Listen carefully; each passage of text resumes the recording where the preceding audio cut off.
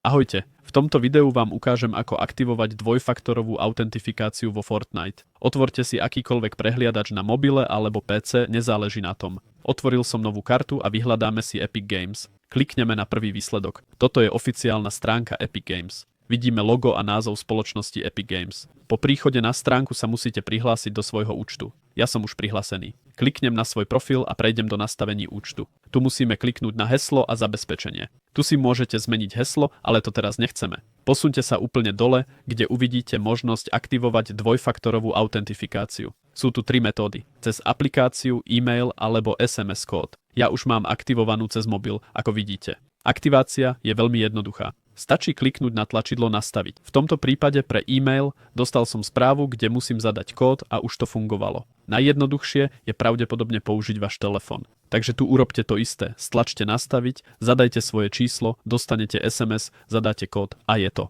A týmto ste si nastavili dvojfaktorovú autentifikáciu. Ak vám video pomohlo, budem rád, ak mu dáte like. Môžete tiež použiť môj kód tvorcu z popisu videa. Ďakujem a dovidenia.